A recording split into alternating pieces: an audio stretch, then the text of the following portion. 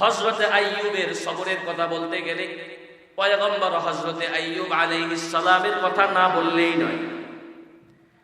পয়গম্বর হযরতে আইয়ুব কি পরিমাণ সবর করেছেন, অসুস্থ অবস্থায় ইবাদত ছাড়ে নাই, অসুস্থ অবস্থায় ইবাদত চালায় গেছে। হাসরের ময়দানে আমাদের মধ্যে অনেক ব্যক্তিরা আল্লাহর কাছে দাঁড়ায় বলবে, আল্লাহ অসুস্থতার কারণে ইবাদত করতে পারি নাই। বাসা থেকে হাইটা হাইটা মসজিদে আসে, কিন্তু মসজিদে এসে চেয়ারে নামাজ পড়ে। এমন মুসল্লি আমাদের বাংলাদেশে অভাব আছে? জোরে বলেন, আছে আছে? একটুবার চিন্তা করেন, আমার কপালটা যে সেজদার মধ্যে লাগে না, আমি কেমন মানুষ হইলাম যে আমার কপালটা আমার রবের কুদরতি কদমে লাগাইতে পারি না। আফসোস নাই। এই সমস্ত ব্যক্তি বলবে, আল্লাহ অসুস্থ ছিলাম এই জন্য সেজদা দিতে পারি নাই, অসুস্থ ছিলাম এই জন্য তাসবিহ পড়তে পারি নাই, অসুস্থ ছিলাম এই জন্যই মুক্তা করতে পারি নাই, অসুস্থ ছিলাম এই জন্য তাহাজ্জুদ করতে পারি নাই, অসুস্থ ছিলাম এই জন্য তোমাদের রাস্তায় খরচ করতে পারি নাই। আল্লাহ পাক রব্বুল আলামিন হযরত আইয়ুবকে সামনে না বলবে, আইয়ুব রে, এটা হইল আমার পয়গম্বর আইয়ুব, আইয়ুবের দিকে একটু তাকায় তাকায় দেখো। এই আইয়ুব একদিন আর 2 দিন নয়, 1 মাস আর 2 মাস, 1 বছর আর 2 বছর নয়, 18টা বছর অসুস্থ অবস্থায় থাকার পরেও একটা দিন আমি রবের ইবাদত থেকে গাফেল থাকে নাই। চিৎকার করে পড়েন সুবহানাল্লাহ। হতাশ হয়ে যাবে মানুষগুলো, হায় হায় কি অবস্থা হবে। হযরত আইয়ুব আল্লাহ পাক এত সম্পদের মালিক বানাইছে হযরত আইয়ুবকে, অনেক সম্পদের মালিক হযরত আইয়ুব, অনেক সন্তানের মালিক হযরত আইয়ুব, অনেক বাড়িঘরের মালিক হযরত আইয়ুব। এবার ঘরের মধ্যে একটা সিস্টেম করছে, আমি কতক্ষণ তাসবিহ পড়ব, তারপরে আমার ওই সন্তান তাসবিহ পড়বে, তারপরে আমার এক বিবি তাসবিহ পড়বে। এইভাবে করে করে একটা রুটিন সাজাইছেন। সারা দিন ঘরের মধ্যে আল্লাহ পাকের তাসবিহ চলে। শয়তান ডেকে বলে, আল্লাহ তোমার আইয়ুব এত তাসবিহ পড়ার কারণ, তোমার আইয়ুবরে তুমি অনেক সম্পদ দিছো, অনেক সন্তান দিছো, অনেক সময় দিছো, তোমার আইয়ুবের তো দুনিয়ার পেরেশানি নাই, তোমার আইয়ুব তো নিজেরই নিয়ে কোনো পেরেশানি নাই, এইজন্য বুঝি আইয়ুব তোমার বেশি বেশি তাসবিহ পড়ে। আল্লাহ পাক ডেকে বলে, রে শয়তান, না না, আমার আইয়ুব আমার মুহাব্বতে বেশি তাসবিহ পড়ে, চলো পরীক্ষা হয়ে যাক, পরীক্ষা করে দেখা যাক। হযরতে আইয়ুবের সব সম্পদকে আল্লাহ আস্তে আস্তে নিয়ে গেছে। হযরত আইয়ুবের প্রত্যেকটা সন্তান দূর দূর করে বাবাকে ছেড়ে চলে গেছে, প্রত্যেকটা স্ত্রী দূর দূর করে চলে গেছে, কেবলমাত্র রহিমা নামক একটা স্ত্রী তার পাশে ছিল। এমন একটা অবস্থা হয়ে গেছে, বসন্ত রোগে আক্রান্ত হয়ে গেছে, প্রত্যেকটা শরীরের মধ্যে গন্ধ বের হয়ে গেছে, ফুকে কামড়াইতে পুরা শরীরটাকে জাজরা বানায় ফেলছে। মানুষগুলা তাকে এলাকা থেকে দূরে সরাইয়া ওই দূর বন জঙ্গলের মধ্যে রেখে আসছে। হযরত আইয়ুবের কাছে আর থাকা যায় না, সবাই যখন দূরীভূত করে দিছে, তখন হযরতে আইয়ুব নিজের পুঁজি হিসাবে একটাকে সাথী বানাইছে, আল্লাহ পাকের জিকির, লা ইলাহা ইল্লাল্লাহ, লা ইলাহা ইল্লাল্লাহ। হযরত আইয়ুব সারাদিন তাসবিহ পড়ে সুবহানাল্লাহ, হযরত আইয়ুব তাসবিহ পড়ে আলহামদুলিল্লাহ। সারাদিন তাসবিহ পড়ার কারণে সারাদিন আল্লাহ পাক রব্বুল আলামিনের স্মরণ করে। কিতাবের মধ্যে লেখে, আরে কিতাবের মধ্যে পেয়েছি হযরত আইয়ুব আলাইহিস সালামের গায়ের মধ্যে যে পোকাটা ছিল, এই পোকাটা ছিল একটা চিংড়ি পোকা। এই চিংড়ি পোকাগুলা হযরত আইয়ুবের শরীর খাইতে খাইতে একবারে হাড়ি পর্যন্ত চলে যাইত। এই পোকাগুলো আবার যখন মাঝে মাঝে নিচে পড়ে যায়, হযরত আইয়ুব পোকাগুলোরে দইরা আবার বসায়া দিয়া কয়, আমার রব আমার শরীরের মধ্যে তোদের জন্য খাদ্য রাখছে, তোদের রিজিক রাখছে, তোরা পড়িস না, আমার শরীর খেয়ে খেয়ে তোরা আমার শরীরকে জাজরা বানায়া ফেল, এটাও আমার রবের জন্য একটা ইবাদত। তবে আল্লাহ পাক রব্বুল আলামিন হযরত আইয়ুবের আয়াত আইনা কোরআন শরীফে বলে, ওয়া আইয়ুবা ইদনাদা রাব্বাহু আন্নী মাসসানিয়াদ দুররু ওয়া আনতা আরহামুর রাহিমিন। 1 বছর আর 2 বছর নয়, 18টা বছর যখন হয়ে গেছে, হযরত আইয়ুব ধৈর্য ধারণ করতে করতে 18 বছর পার হয়ে গেছে। এবার আর পুরা শরীর খাইতে খাইতে হযরত আইয়ুবের জিহ্বার মধ্যে যায় আক্রমণ করেছে। জিহ্বার মধ্যে আক্রমণ করলে হযরত আইয়ুব নিজেরে বাঁচাইবার জন্য নয়, ওই যে রবের তাসবিহ পড়ে পড়ে নিজেকে শান্ত রাখে, নিজেকে সহজ করে, নিজের সমস্ত কষ্টকে ভুলে থাকে। এবার আল্লাহর ডাইকা কয় আরহামুর রাহিমিন, ও দয়াময় আল্লাহ, সারা শরীর আমার বুকে খায়া ফেলছে, আমার কোনো অভিযোগ নাই, কিন্তু যদি এখন এই পোকা আমার জিহ্বার মধ্যে কামড় দেয় আর আমার জিহ্বা যদি ধ্বংস করে ফেলে, রব আমি কেমনে তোমার এই ডাইকা ডাইকা আমার হৃদয়কে আমি শান্ত করব?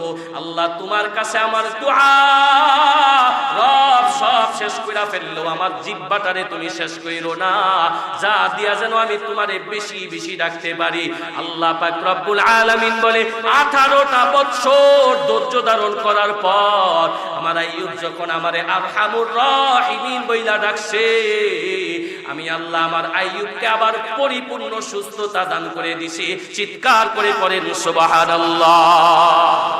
ফাস্তাজাবনা লাহু ফাকাশাফনা মা বিহি মিন দুররি ওয়া আহলাহু ওয়া মিসলাহু মাআ। আল্লাহর নবী সাল্লাল্লাহু আল্লাহ পাক রব্বুল আলামিন কুরআনুল কারীমে বলে এমনটা পুরস্কার আমি দিয়েছি হযরত আইয়ুবকে, আমি আল্লাহ আবার পরিপূর্ণ সুস্থতা দান করেছি। সুবহানাল্লাহ। কুরআনের আয়াত পরিপূর্ণ সুস্থতা দিয়েছেন। এরপরে আল্লাহ পাক রব্বুল আলামিন শুধু সুস্থতা দেন নাই, যত মাল হারাইছে সমস্ত মাল সম্পদের মালিক বানাইছে, সন্তানের মালিক বানাইছে। আল্লাহ পাক রব্বুল আলামিন তাই পরীক্ষা দিতে যায় যা হারাইছে আল্লাহ পাক রব্বুল আলামিন তার ডাবল তাকে দান করছে। চিৎকার করে বলেন সুবহানাল্লাহ। আম্মা বা'দু ফাআউযু বিল্লাহি মিনাশ শাইতানির রাজীম। বিসমিল্লাহির রহমানির রহিম।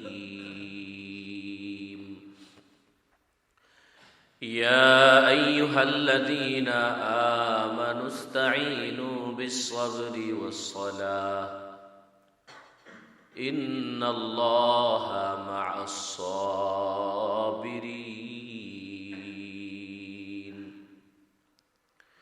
وقال النبي صلى الله عليه وآله وسلم من يرد الله به خيرا يصيب منه أو كما قال النبي عليه الصلاة والسلام। সাবিরিনের দাম আল্লাহর কাছে অনেক বেশি।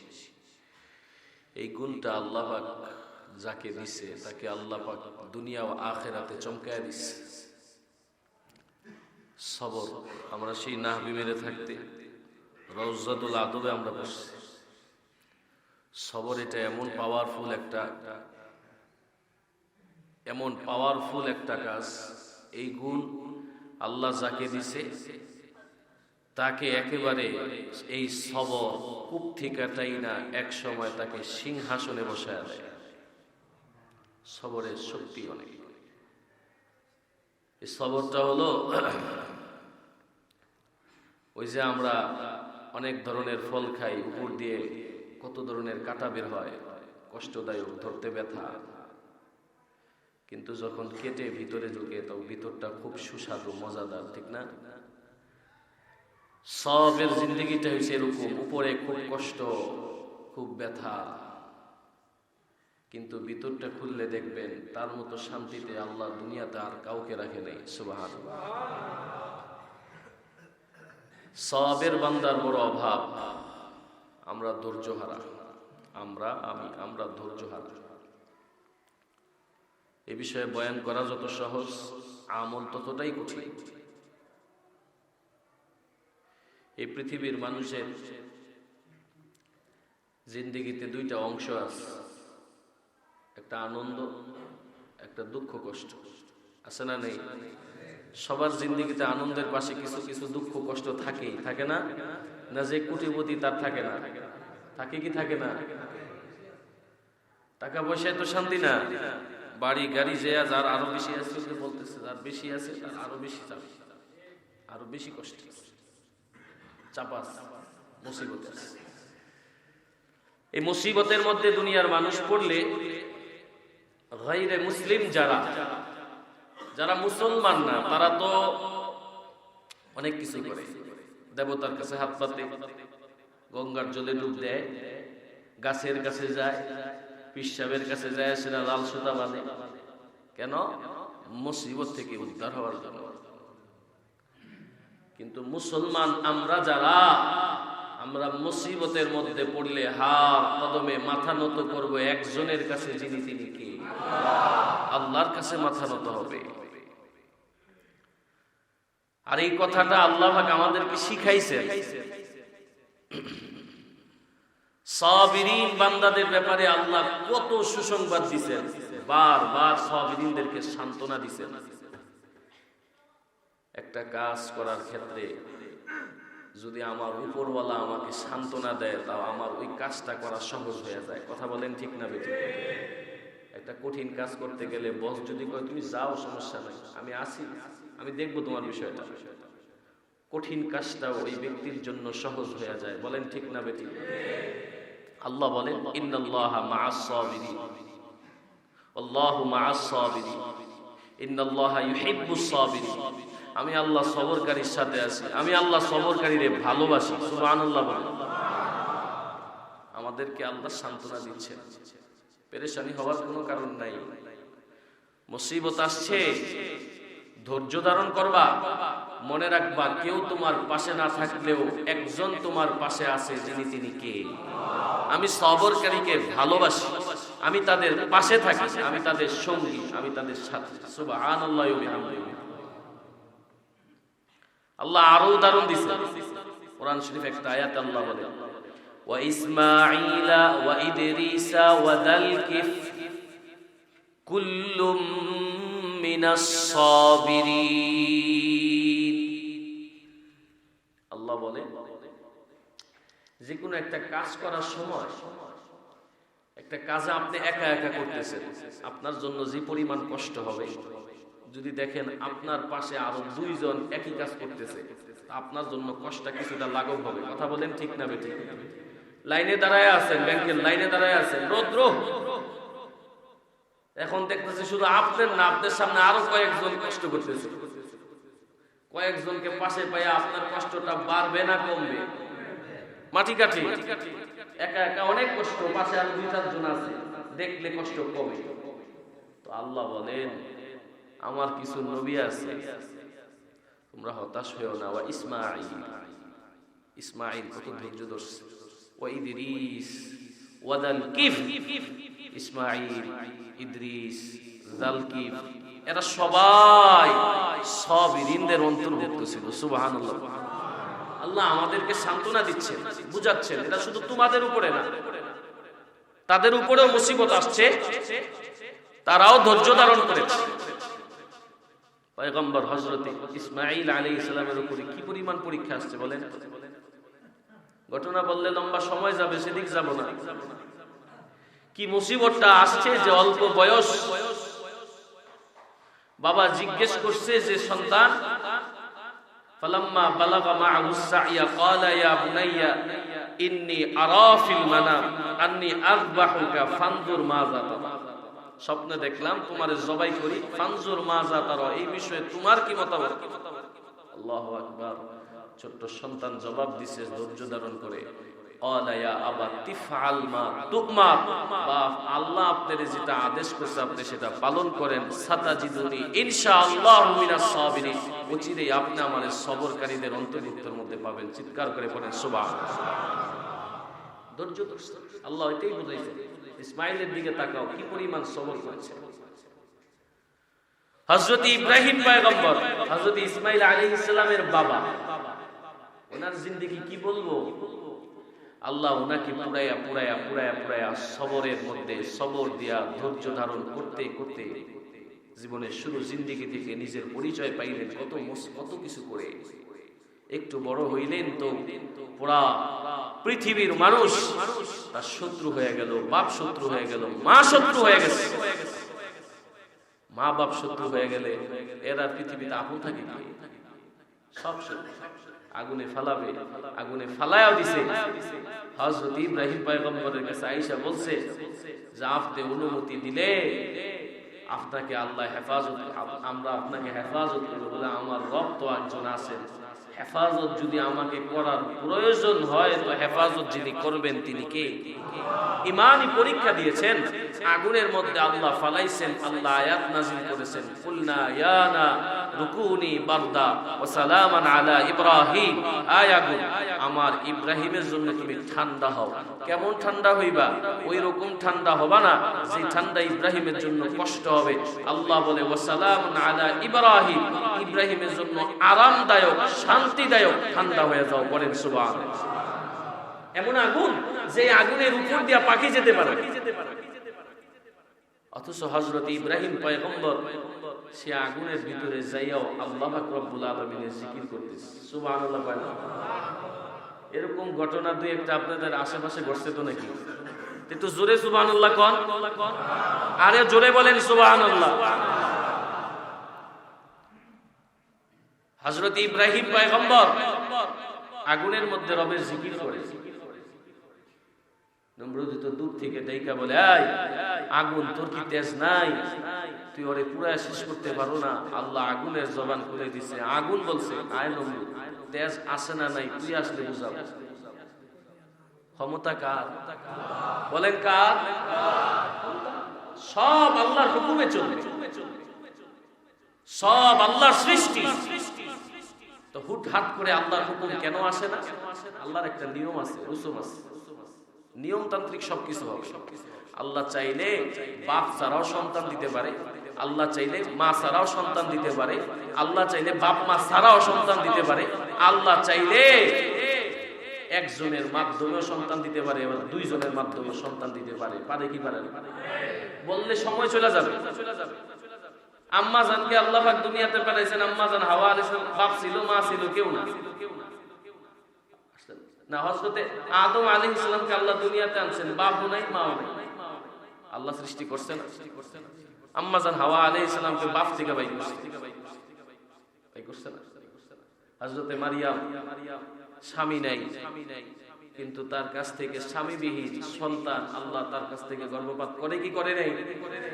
আল্লাহর একটা নিয়ম আছে আর কি, যে স্বামী স্ত্রীর মিলনের মাধ্যমে আল্লাহ পাক গর্ভে সন্তান দিবেন, এটা নিয়ম একটা।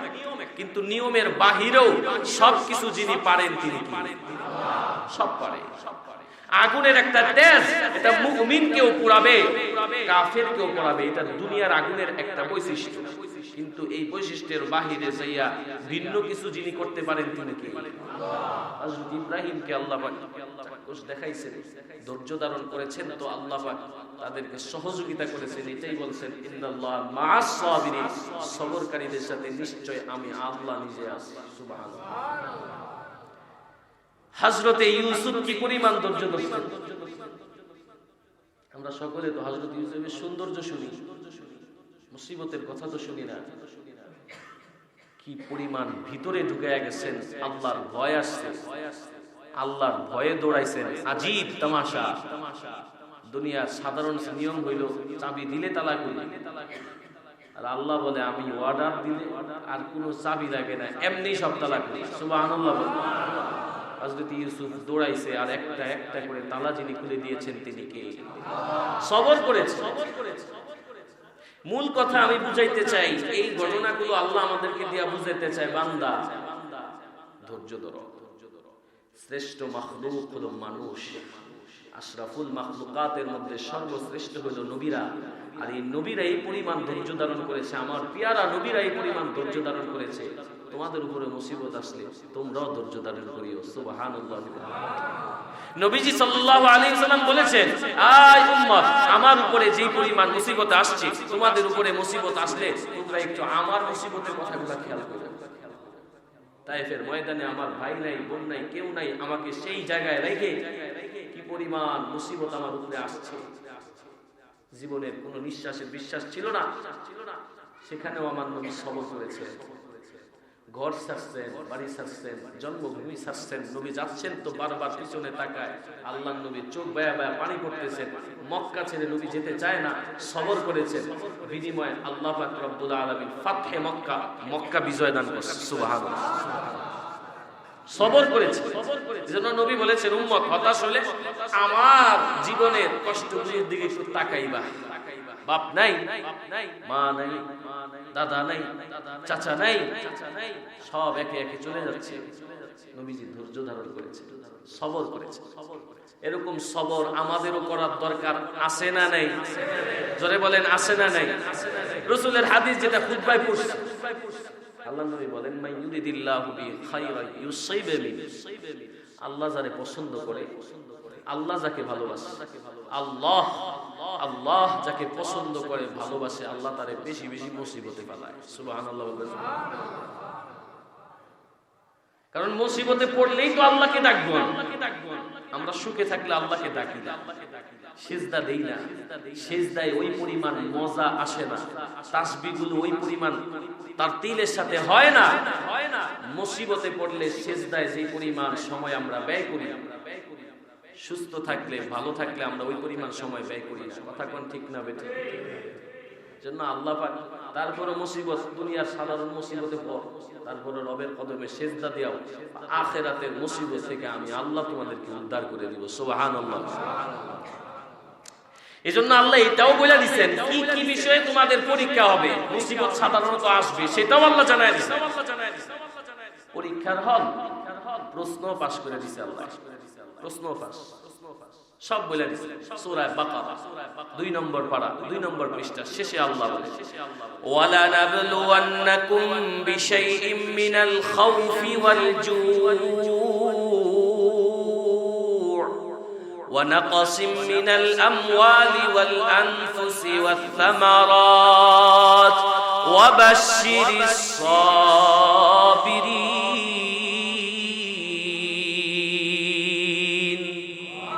আল্লাহ পাক রব্বুল আলামিন বলেন, অবশ্যই অবশ্যই তোমাদের পরীক্ষা হবে।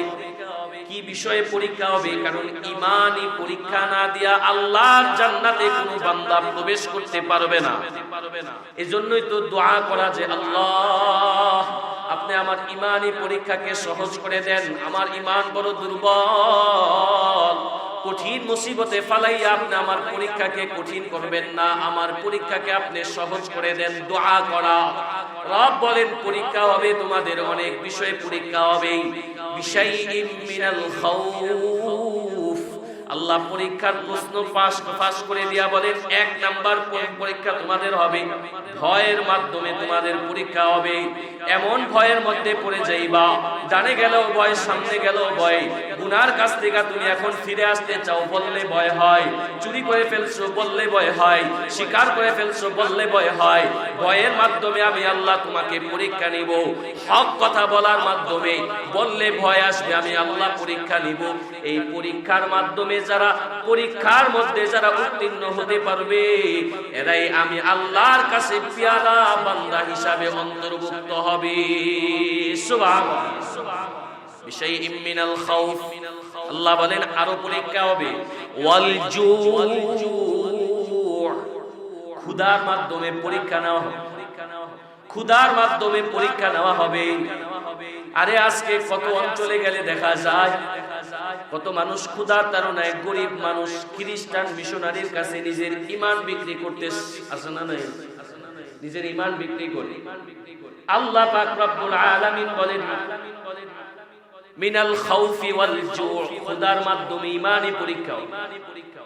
সাহাবায়ে কেরাম আজমাইন যাদের ব্যাপারে আল্লাহ বলেন রাদিয়াল্লাহু আনহু ওয়া রাদু আনহু, আমি আল্লাহ এদের উপরে সন্তুষ্ট, এরাও আমি আল্লাহর উপরে সন্তুষ্ট। সুবহানাল্লাহ। এদেরকে আল্লাহ ক্ষুধা দিয়া পরীক্ষা নিচ্ছে। হযরত আবু বকর রাদিয়াল্লাহু তাআলা অসময়ে ঘর থেকে বের হয়ে আসতে, হযরত ওমর অসময়ে বের হয়ে আসে, মসজিদে নববীর মধ্যে আয়েশা কেমন যেন আনচান করতেছে, মানে পেটের মধ্যে বড় ক্ষুধা, ঘরে খানা নাই।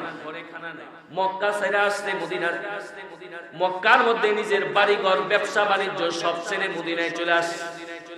আল্লাহর নবী সাল্লাল্লাহু আলাইহি ওয়াসাল্লাম যার জন্য আল্লাহ পাক পাহাড়কে পর্যন্ত স্বর্ণ বানায় দিতে চাইছে, বিশ্ব নবী মুহাম্মদুর রাসূলুল্লাহ, সকলে পড়েন সাল্লাল্লাহু আলাইহি ওয়া আলিহি ওয়াসাল্লাম। তিনিও বের হইছেন। বের হইয়া তাকায়া দেখেন হযরতে আবু বকরকে দেখা যায়, হযরতে ওমরকে দেখা যায়। আয় আবু বকর, আয় ওমর, এই অসময়ে তোমরা কেন মসজিদের ভেতরে? বলে নবী গো, আর ক্ষুধার যন্ত্রণায় বাঁচি না, ক্ষুধার যন্ত্রণায় আর আমাদের সহ্য হয় না, তারপর আমরা মসজিদের মধ্যে আসছি রবের কদমে সেজদা দিলে আমার রব আমার ক্ষুধাকে নিবারণ করে দিবে। আল্লাহর নবী বলে, এই তোমরা তাকায়া দেখো, তোমরাও বের হইছে, আমি নবীও ক্ষুধার তাড়নায় আবার মসজিদের মধ্যে চলে আসছি। সুবহানাল্লাহ বলেন না? ক্ষুধার তাড়নায় আমি বুঝাইতে চাই, সাহাবায়ে কেরাম আজমাইন কষ্ট করছে, নবীজি কষ্ট করছেন, কিন্তু ঈমান বিক্রি করে নাই। এই যে সিরিয়া বিজয় হইছে, এই যে বাশার আল আসাদ এই যে পলায়ন করছে, আমরা শেখ হাসিনা সাহেবের মতো আমগরে দেশের মধ্যে রাইখা হিন্দুস্তান পালাইছে, তো ওইও রাইখা এখনো বন্ধুর দেশে পালাইছে। এই যে পলায়ন করছে, সিরিয়ারে আল্লাহ পাক বিজয় দান করেছে। একজন মুজাহিদ, একজন আল্লাহওয়ালার ঘটনা শুনা শরীরটা চমকায় গেছে। লম্বা সময় বছর বছর পর্যন্ত জেলখানার ভিতরে ছিল। বের হওয়ার পর জিজ্ঞেস করছে, আপনাদের খানা কি? ভিডিওটা এখনো সোশ্যাল মিডিয়ায় ঘুরে বেড়ায়। জিজ্ঞেস করছে, আপনাদের খানা কি? কি খায়া নিজেরে বাঁচাইছে? বলে, আমাদের খানা ছিল আল্লাহর কাছে হাত বাড়ায় বলতাম, আল্লাহ ক্ষুধা লাগছে, তুমি ক্ষুধা নিবারণ করে দাও। একমাত্র দুআর মাধ্যমে সময়ে সময়ে আল্লাহ আমাদের পেটের ক্ষুধা নিবারণ করে দিছে। নবীজির হাদিস আছে,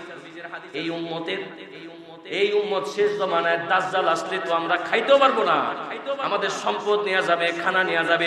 উম্মত বলে, আল্লাহর নবী বলে, তখন আমার উম্মত তাদের খাদ্য হবে তাসবিহ আর তাহলিল। সুবহানাল্লাহ, সুবহানাল্লাহ। তারা এখন সারা সপ্তাহ একবার সুবহানাল্লাহ পড়ে না, তাদের কি উপায় হবে? তাসবিহ তাহলিল করবে তো আল্লাহ পেটের ক্ষুধা নিবারণ করবে। সুবহানাল্লাহ। এজন্য ক্ষুধার মাধ্যমে পরীক্ষা হবে, ক্ষুধার মাধ্যমে পরীক্ষা হবে, ক্ষুধার মাধ্যমে পরীক্ষা হবে। আল্লাহ পাক রব্বুল আলামিন বলেন, ভয়ের মাধ্যমে পরীক্ষা, ক্ষুধার মাধ্যমে পরীক্ষা। ওয়া নাকাসিম মিনাল আমওয়াল, কষ্ট করা সম্পদ চুরি হয়ে গেছে, অনেক কষ্ট করে উপার্জন করতেন, নষ্ট হয়ে গেছে। আল্লাহ দেখতে চায় মালের চাইতে আল্লাহকে কেউ বেশি ভালোবাসে কিনা। ওই সময় বান্দা আলহামদুলিল্লাহ পড়তে পারে কিনা। গত সপ্তাহে আলোচনা আমি বলেছিলাম, যেই ব্যক্তি সুখে দুঃখে আলহামদুলিল্লাহ পড়ে, পরে আল্লাহ জান্নাতে সর্বপ্রথম ডাকাডাকি করবে। সুবহানাল্লাহ বলবে। মাল নষ্ট হয়ে গেলে ওই সময়ে বান্দা আল্লাহ পাকের শুকরগুজার বান্দা হয় কিনা, সবর করে কিনা আল্লাহ দেখবে। আল্লাহ বলে, মাল নষ্ট হয়ে যাবে, এভাবে তোমাদের পরীক্ষা হবে। আমাদের হয় না মাঝে মাঝে, ওয়াল আনফুস, প্রিয় জিনিসটাকে আল্লাহ নিয়ে যাবে। আমার বাপ কত আপন, আমার সন্তান, আমার স্ত্রী, আমার মুহাব্বতের ভালোবাসা, আপন মানুষগুলো হঠাৎ চলে গেছে। এইভাবেও পরীক্ষা হবে। সর্ব অবস্থায় ধৈর্য ধারণ করবে। ওয়াসসামারাত, ফসল ফলাদি সব নষ্ট হয়ে যাবে। ভালো হইছে, ভালো হইতেছে, সবকিছু ঠিকঠাক, হঠাৎ নষ্ট হয়ে গেছে। হয় না বলেন কেউ? হয় না? হয় না? সব নষ্ট হয়ে গেছে। আল্লাহ আগে পরীক্ষা পাস করে দিয়া বলেন, পরীক্ষার প্রশ্ন পাস করে বলেন, দুনিয়ার মানুষ, তোমাদের এই বিষয়ে পরীক্ষা হবে, প্রত্যেকটা বিষয়ে পরীক্ষা হবে, আরো পরীক্ষা হবে, নানান ভাবে তোমাদেরকে পরীক্ষা নেওয়া হবে। আর এই সব পরীক্ষার মধ্যেও যারা সবর করতে পারবে আর বলবে, আমার রব আমার জন্য যেটা ভালো মনে করছেন সেটাই আমাকে দিয়েছেন, আমি সেটার উপরেই সন্তুষ্ট, তাদের ব্যাপারে আল্লাহ পাক জানায়া দেন, নবী আমার তাদেরকে জানায়া দেন, ওয়াবাশশিরিস সাবিরিন, এই সবরকারী বান্দাদের জন্য আমি রবের পক্ষ থেকে আছে সুসংবাদ। সুবহানাল্লাহ, সুবহানাল্লাহ। অন্য আয়াতে আল্লাহ বলেন, ইন্নামা ইউওয়াফাস সাবিরুনা আজরাহুম বিগাইরি হিসাব। আল্লাহ পাক রব্বুল আলামিন বলেন, সবরকারী বান্দারা হাসরের ময়দান, কঠিন ময়দানে আল্লাহর সামনে যখন উপস্থিত হয়ে যাবে, আল্লাহ পাক রব্বুল আলামিন কুরআনুল কারীমের মধ্যে বলে, আমার সবরকারী বান্দা, আমার প্রিয়ারা বান্দা যারা দুনিয়ায় কষ্ট করছে কিন্তু মুচকি হেসে হেসে সবর করেছে আর শুকরগুজার বান্দা হইছে, তাদেরকে আমি আমার কিয়ামতের ময়দানে আল্লাহ পাক রব্বুল আলামিন বেহিসাব হিসাব ছাড়া বান্দাকে দান করা শুরু করবে। সুবহানাল্লাহ জোরে বলে। বেহিসাব দিবে, বেহিসাব। সবরকারীরা বেহিসাব আল্লাহর কাছে পাবে। সুবহানাল্লাহ। সবাই সবর করেছেন। আমাদের ইমামে আবু হানিফা রাহিমাহুল্লাহ, এটা কইলে তো অনেকের চুলকানি হবে। আগে ইমাম আবু হানিফা না কইয়া নোমান ইবনে সাবিত করার দরকার ছিল। আচ্ছা, এটা আগে শুনে লন, পরে শুনেন ইমাম আবু হানিফা। নোমান ইবনে সাবিত কত বড় বুজুর্গ না। উনি যে বাড়িতে ছিলেন, কিতাবে পাওয়া যায়, ওনার ঘরের পাশেই এক হিন্দুর বাড়ি ছিল, না এক বৌদ্ধ, না একটা লোক ছিল আর কি। তো এই লোকটা রাতের বেলায় ইমামকে শুধু ডিস্টার্ব করত, চিৎকার করত। উনি তো ফিকহ নিয়ে বসে থাকতেন, কোরআন হাদিসের গবেষণা করতেন, তো ডিস্টার্ব করে এতটাই ডিস্টার্ব করে, খুব ডিস্টার্ব হয়। তো উনি তো সবর করতেছেন, ধৈর্য ধারণ করতেছেন। তো আশেপাশে ওনার যে মুরিদরা আছে, উনারা যায় সেরা কাজীর কাছে যায় বিচার দিচ্ছে। এখন পুলিশে এসে ধরে নিয়ে গেছে, ইমাম আবু হানিফারে ডিস্টার্ব করে প্রতিদিন, বিচার দেয় না, সরল সোজা মানুষ, চলো ধরে নিয়ে গেছে। ইমামে আবু হানিফা রাতের বেলা দেখে আজকে আর কেউ ডিস্টার্ব করে না। সকালবেলা খবর নিছে, আরে কে রে এটা, কই লোকটা মারা গেল না কোথায় গেল? খবর নিয়ে দেখে ওই কাজী, ওই পুলিশে ধরে নিয়ে গেছে, বিচার হবে। কেন? ওই আমারে ডিস্টার্ব করছে, এই জন্য মুখে বিচার দিছে, এই জন্য বিচার হবে। ইমাম আবু হানিফা রহমতুল্লাহ পরের দিন সব ফালায় গেছে ওই জায়গায় যায় যখন গেছে, কাজী সাহেব দেখা তো দাঁড়ায় গেছে। ইমাম আবু হানিফা আসছে, নোমান ইবনে সাবিত আসছে, দাঁড়ায় গেছে। হাই, তুমি এখানে আসছো, কি ব্যাপার? মনে হয় ও শাস্তিটা যেন একটু বাড়ায়া দিই, এই ব্যাপারে মনে একটু সুপারিশ করতে আসছে। বুঝেন নাই? মনে হয় একটু শাস্তিটা বাড়ায় দিতে পারি। কেন আসতে? বলে, আসছি যে লোকটাকে আটকাইছেন ওই লোকটাকে একটু ছেড়ে দেন। সুবহানাল্লাহ। ছেড়ে দেন কেন? ও তো আপনাকে ডিস্টার্ব করে, আপনার পড়াশোনায় ব্যাঘাত ঘটায়, আপনার তাহকিকের মধ্যে ব্যাঘাত ঘটায়, সমস্যা করে। আপনার ওর জন্য সুপারিশ করতে কেন আসছেন? বলে, তোমরা তো বুঝবা না, ও যে আমারে কষ্ট দেয়, ও যে আমারে গালি দেয়, ও যে আমার সমালোচনা করে, ও যে আমার গীবত গায়, এইগুলো করার কারণেই তো রব্বে কাবা আজকে আমারে ইমামে আবু হানিফা হিসাবে কবুল করছে। সুবহানাল্লাহ। ধৈর্য ধারণ করা, সবর করা, তে ইমামদের গুণ, নবীদের গুণ, সাহাবীদের গুণ। কি পরিমাণ সবর করেছেন নবীরা। হযরতে আইয়ুবের সবরের কথা বলতে গেলে পয়গম্বর হযরতে আইয়ুব আলাইহিস সালামের কথা না বললেই নয়। পয়গম্বর হযরতে আইয়ুব কি পরিমাণ সবর করেছেন। অসুস্থ অবস্থায় ইবাদত ছাড়ে নাই, অসুস্থ অবস্থায় ইবাদত চালায় গেছে। হাসরের ময়দানে আমাদের মধ্যে অনেক ব্যক্তিরা আল্লাহর কাছে দাঁড়ায় বলবে, আল্লাহ, অসুস্থতার কারণে ইবাদত করতে পারি নাই। বাসা থেকে হাইটা মসজিদে আসে, কিন্তু মসজিদে এসে চেয়ারে নামাজ পড়ে। এমন মুসল্লি আমাদের বাংলাদেশে অভাব আছে? জোরে বলেন, আছে আছে। একটুবার চিন্তা করেন, আমার কপালটা যে সেজদার মধ্যে লাগে না, আমি কেমন মানুষ হইলাম যে আমার কপালটা আমার রবের কুদরতি কদমে লাগাইতে পারি না। আফসোস নাই। এই সমস্ত ব্যক্তি বলবে, আল্লাহ, অসুস্থ ছিলাম এই জন্য সেজদা দিতে পারি নাই, অসুস্থ ছিলাম এই জন্য তাসবিহ পড়তে পারি নাই, অসুস্থ ছিলাম এই জন্যই মুক্তা করতে পারি নাই, অসুস্থ ছিলাম এই জন্য তাহাজ্জুদ করতে পারি নাই, অসুস্থ ছিলাম এই জন্য তোমাদের রাস্তায় খরচ করতে পারি নাই। আল্লাহ পাক রব্বুল আলামিন হযরত আইয়ুবকে সামনে আইনা বলবে, আইয়ুব রে, এটা হইল আমার পয়গম্বর আইয়ুব। আইয়ুবের দিকে একটু তাকায় দেখো, এই আইয়ুব একদিন আর 2 দিন নয়, 1 মাস আর 2 মাস, 1 বছর আর 2 বছর নয়, 18টা বছর অসুস্থ অবস্থায় থাকার পরেও একটা দিন আমি রবের ইবাদত থেকে গাফেল থাকে নাই। চিৎকার করে পড়েন সুবহানাল্লাহ। হতাশ হয়ে যাবে মানুষগুলো, হায় হায় কি অবস্থা হবে। হযরত আইয়ুব আল্লাহ পাক এত সম্পদের মালিক বানাইছে হযরত আইয়ুবকে, অনেক সম্পদের মালিক হযরত আইয়ুব, অনেক সন্তানের মালিক হযরত আইয়ুব, অনেক বাড়িঘরের মালিক হযরত আইয়ুব। এবার ঘরের মধ্যে একটা সিস্টেম করছে, আমি কতক্ষণ তাসবিহ পড়ব, তারপরে আমার ওই সন্তান তাসবিহ পড়বে, তারপরে আমার এক বিবি তাসবিহ পড়বে, এইভাবে করে করে একটা রুটিন সাজাইছেন। সারা দিন ঘরের মধ্যে আল্লাহ পাকের তাসবিহ চলে। শয়তান ডেকে বলে, আল্লাহ তোমার আইয়ুব এত তাসবিহ পড়ার কারণ, তোমার আইয়ুবরে তুমি অনেক সম্পদ দিছো, অনেক সন্তান দিছো, অনেক সময় দিছো, তোমার আইয়ুবের তো দুনিয়ার পেরেশানি নাই, তোমার আইয়ুব তো নিজেরই নিয়ে কোনো পেরেশানি নাই, এইজন্য বুঝি আইয়ুব তোমার বেশি বেশি তাসবিহ পড়ে। আল্লাহ পাক ডেকে বলে, রে শয়তান, না না, আমার আইয়ুব আমার মুহাব্বতে বেশি তাসবিহ পড়ে, চলো পরীক্ষা হয়ে যাক, পরীক্ষা করে দেখা যাক। হযরত আইয়ুবের সব সম্পদকে আল্লাহ আস্তে আস্তে নিয়ে গেছে। হযরত আইয়ুবের প্রত্যেকটা সন্তান দূর দূর করে বাবাকে ছেড়ে চলে গেছে, প্রত্যেকটা স্ত্রী দূর দূর করে চলে গেছে, কেবলমাত্র রহিমা নামক একটা স্ত্রী তার পাশে ছিল। এমন একটা অবস্থা হয়ে গেছে, বসন্ত রোগে আক্রান্ত হয়ে গেছে, প্রত্যেকটা শরীরের মধ্যে গন্ধ বের হয়ে গেছে, ফুকে কামড়াইতে কামড়াইতে পুরো শরীরটাকে জাজরা বানায়া ফেলছে। মানুষগুলা তাকে এলাকা থেকে দূরে সরাইয়া ওই দুর্বন জঙ্গলের মধ্যে রেখে আসছে।